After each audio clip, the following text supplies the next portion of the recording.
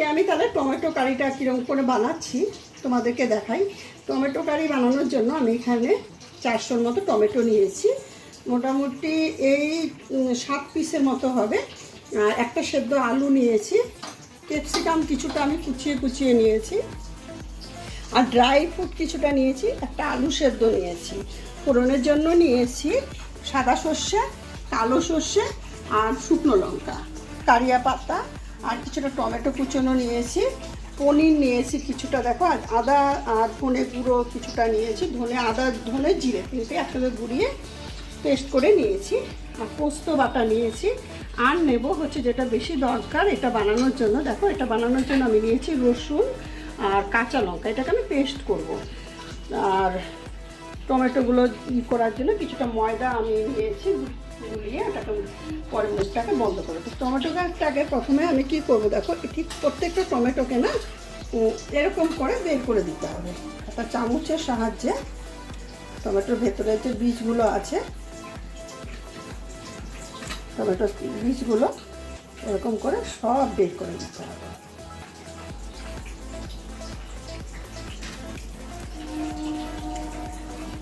এরকম করে সব বীজগুলো, একটাও বীজ থাকবে না একদম, দেখো এরকম করে সব বীজগুলো আস্তে আস্তে করে সব বের করে দিতে হবে। তাহলে দেখো আমি এই টমেটো সবগুলোকে এরকম সুন্দর করে একটা একটা করে আমি সব ছাড়িয়ে নিয়েছি। তোমরাও ঠিক এরকম ছাড়িয়ে নেবে। অনেকে টমেটো হয়তো তোমার ওই ফারতের জন্য খায় না, কিন্তু এরকম করে যদি ছাড়িয়ে নিয়ে করা যায় তাহলে সবাই খেতে পারবে।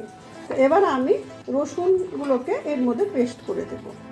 রসুন আর কাঁচা লঙ্কাটাকে একসাথে পেস্ট করে নেব। আর তার সাথে না রসুনের সাথে, রসুন আর কাঁচা লঙ্কার সাথে আমি একসাথে ড্রাই ফ্রুটটাকেও দিয়ে দেবো। কেন রসুনটা কিন্তু ভাজার সময় তোমরা খুব বেশি করে ভাজলে হবে না, একটু কমই ভাজতে হবে। তো এটাকে আমি একসাথে করে নেব। তাহলে দেখো আমি এবার আলুটাকে ম্যাশ করে নিচ্ছি।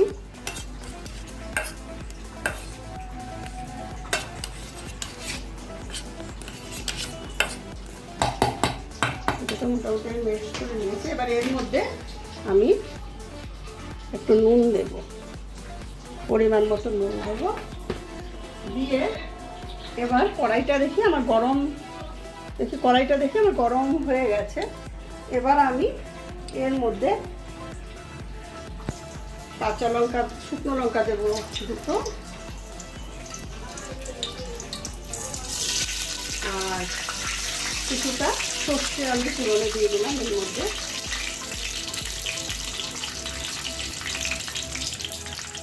কিছুটা কারিয়া পাতাও দিয়ে দেবো এর মধ্যে।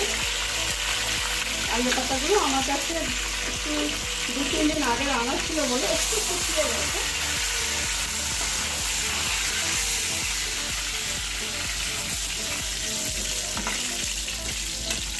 এবার একটা গন্ধ বেরিয়েছে।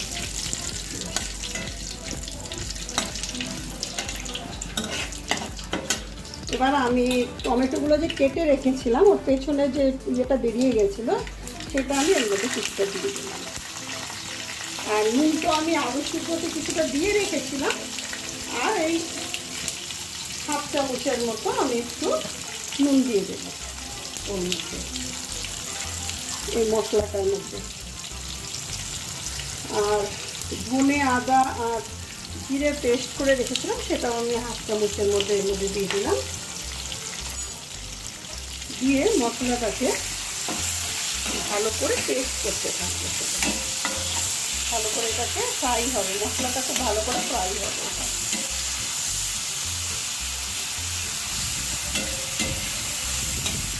একটু বেশ সাউথ ইন্ডিয়ান ডিশের টাইপের মতো হবে। শুকনো লঙ্কাগুলো যখন তোমার ভাজা হয়ে যাবে তখন এটাকে না একটুখানি ভেঙে দিলে ভালো হবে। কারণ আমরা তো ঝাল দেবো না অনেকটা।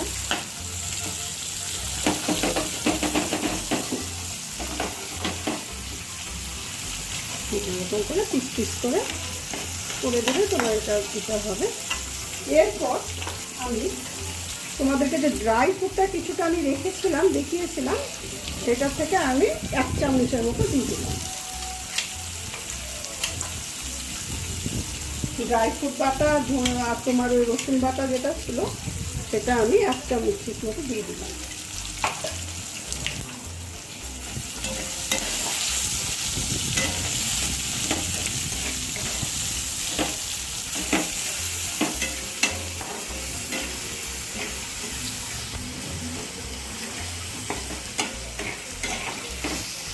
তবে ভাজা ভাজা হচ্ছে।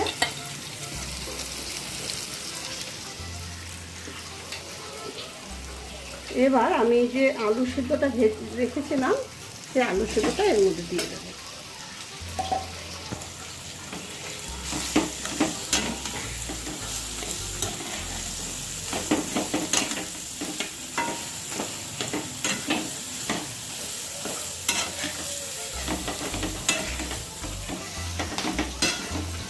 খুব সুন্দর একটা কালার হয়েছে আলু সেদ্ধটা।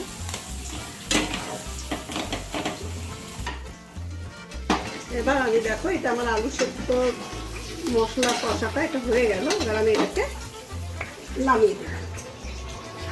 মশলা কষা আলু সেদ্ধটা নামিয়ে দিলাম। একটুখানি ঠান্ডা হতে দিতে হবে। পুরটাকে আমি আস্তে আস্তে ভেতরে ভরবো, তো একটু ঠান্ডা হতে দিতে হবে। এবার তাহলে কড়াইয়ের মধ্যে আমি আবার একটুখানি তেল দিয়ে দেবো। খুব একটা বেশি দেবো না, অল্প দেবো। দিয়ে এর মধ্যে আমি পনিরটাকে, আমি তো এনেছিলাম, তোমাদেরকে দেখিয়েছিলাম পনিরটা ওর মধ্যে দেবো। তো পনিরটাকে আমি এরকম ম্যাশ করে এর মধ্যে দিয়ে দেবো। মানে গোটা পনিরটা দেবো না, এরকম করে ম্যাশ করে দিয়ে দেবো।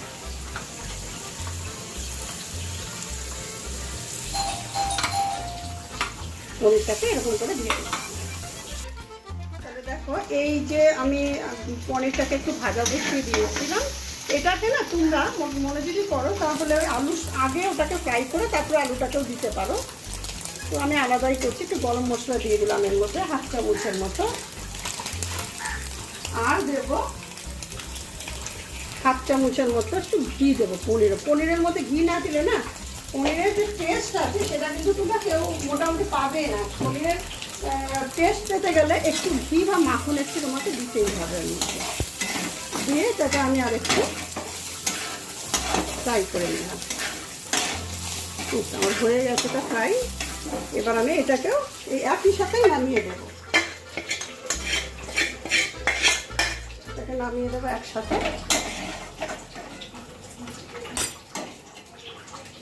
নামিয়ে দিয়ে আলু সেদ্ধটাকে এটাকে একই সাথে মিশিয়ে দেবো। এটাকে আমি আলাদা করলাম কেন, পনিরটা না অনেক সময় একটু হালকা ভাজাটা খুব একটা বেশি হয় না। তো এটা দিয়ে যদি একসাথে যদি আলাদা আলাদা করে করা যায় তাহলে পনিরের ভাজাটা খুব ভালো হয়, আর একটা গন্ধ থাকে সেটাও চলে যায়। তো ওই জন্য আমি এটা আলাদা করে করেছি। পুরটা আমার বানানো হয়ে গেল। এবার আমি কড়াইয়ের মধ্যে তেল দেবো। তাহলে দেখো, আমি এখান থেকে পুর তুলে এই টমেটোটার মধ্যে এরকম করে ভরে দেবো। চেপে চেপে ভরে দেবো। ভরে দিয়ে আর ময়দাটা যে আমি বানিয়ে রেখেছিলাম গুলিয়ে, সেটাকে দিয়ে আমি এটাকে দেখো কড়াইয়ের মধ্যে উল্টো করে ছেড়ে দেবো। সোজা করে না, উল্টো করে কড়াইয়ের মধ্যে ছেড়ে দেবো।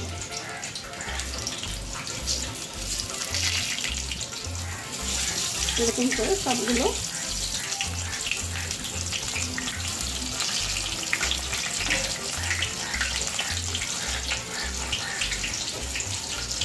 বানিয়ে বানিয়ে উল্টো করে ছেড়ে দেবো। এগুলোকে আমি আস্তে আস্তে করে উল্টে দিয়েছি। এবার এটাকেও আমি আস্তে আস্তে করে উল্টে দেবো। একটুখানি সাবধানে করতে হবে এটাকে, আস্তে আস্তে করে, বেশি জোরে জোরে করলে হবে না। আর এই দুটো হয়ে গেছে, আমি এই দুটোকে নামিয়ে নিলাম।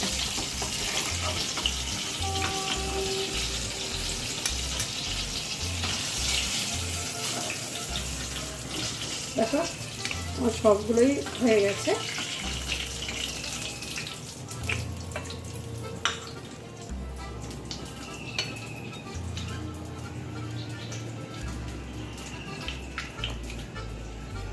সাথে নামিয়ে নিলাম। এবার আমি সেম প্রসেসে এখানটা দু রকম তোমার সর্ষে রেখেছিলাম, ফোড়নে দিয়ে দেবো। দিয়ে দেব কারিয়া পাতা, রেখেছিলাম দিয়ে দেবো। আর ধনে ফোড়নের জন্য ধনে আর তোমার জিরে বাটা যেটা রেখেছিলাম সেটা দিয়ে দিচ্ছি।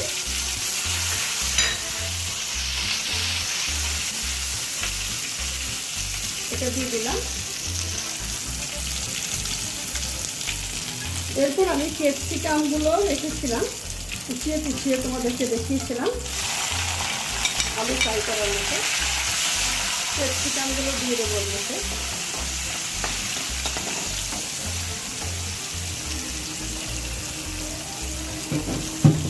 একটুখানি টমেটো কুচি ছিল সেটাকেও এর মধ্যে দিয়ে দিলাম।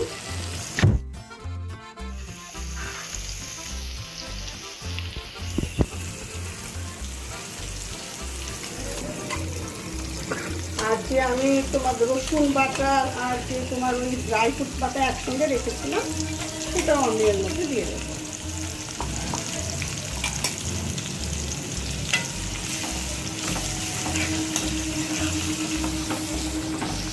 একদম লাস্টে তোমার পোস্ত বাটা রেখেছিলাম, এটা পোস্ত বাটাটাও আমি লাস্টে দিয়ে দিলাম।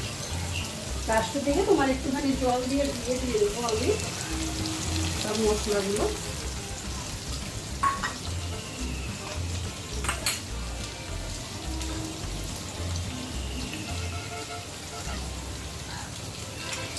সব দিয়ে দিলাম একটু জল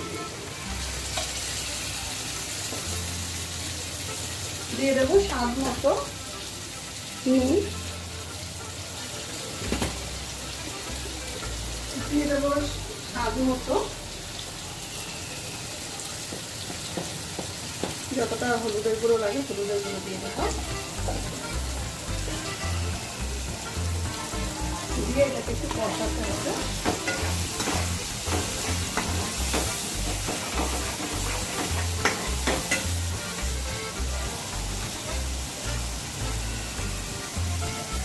এক চামচের মতো চিলি ফ্লেক্স দিয়ে দিলাম।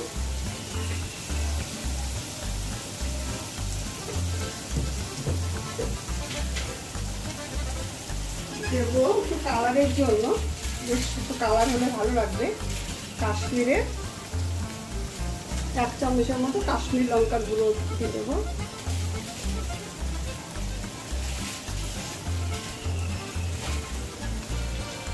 দিয়ে না এটাকে আমি একটু কষাতে থাকবো।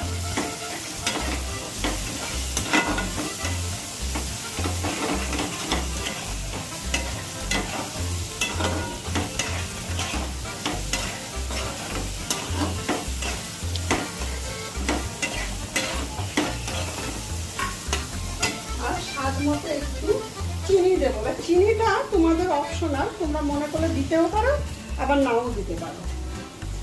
1/2 চামচের মতো চিনি দিয়ে দেবো। চিনি দিলে কি হয় টেস্টটা একটু, যেহেতু টমেটোটা তো একটু তোমরা জানো টক টক থাকে, তো এর মধ্যে একটু চিনি দিলে বেশ টক ঝাল মিষ্টি হবে, বেশ খেতে ভালো লাগবে। তো এটা দিয়ে আমি একটু কষাবো। এটা তোমার খুব তাড়াতাড়ি রান্না হয়ে যায়, তোমরা যদি এটাকে সব রেডি করে রাখো খুব কম টাইমের মধ্যে তোমাদের এটা হয়ে যাবে।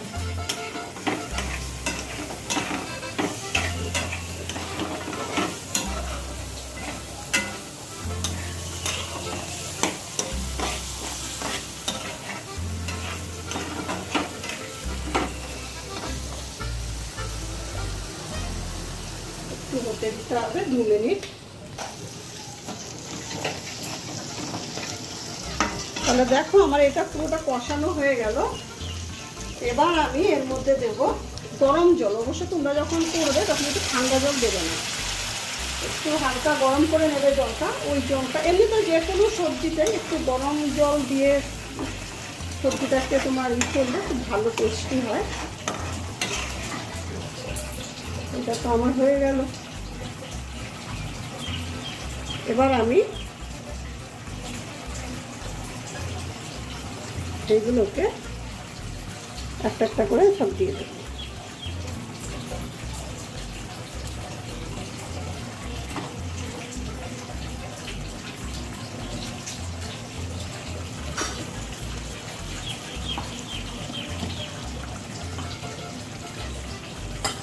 দেখো একটা একটা করে দিয়ে দেবো, দিয়ে আর কিছুই করতে হবে না, দিয়ে বেশ 2-3 মিনিটের মতো এটাকে একটু ফুটিয়ে নিতে হবে। ঝোলগুলোকে একটু উপর উপর দিয়ে দিতে হবে। বুঝতেই তো পারছো টমেটোটা যেহেতু একটু তেল তেল আছে,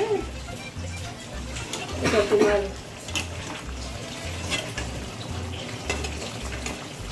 এটাকে বেশ 2-3 মিনিটের মতো, এটাকে 2 মিনিটের মতো একটুখানি ফুটাবো। তাহলে দেখো বন্ধুরা আমার এটা হয়ে গেল।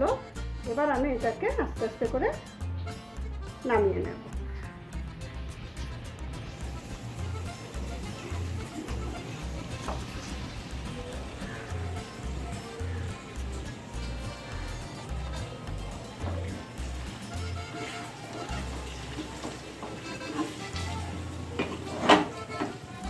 এটাকে আমি আস্তে আস্তে করে নামিয়ে নিলাম। এটা তো আর আমার ডেকোরেটেড করার কিছু নেই, টমেটো নিজেই ডেকোরেট হয়ে আছে, উপর থেকে ধনেপাতা ছিটিয়ে দিলাম। তাহলে এই হয়ে গেল আমার টমেটো কারি।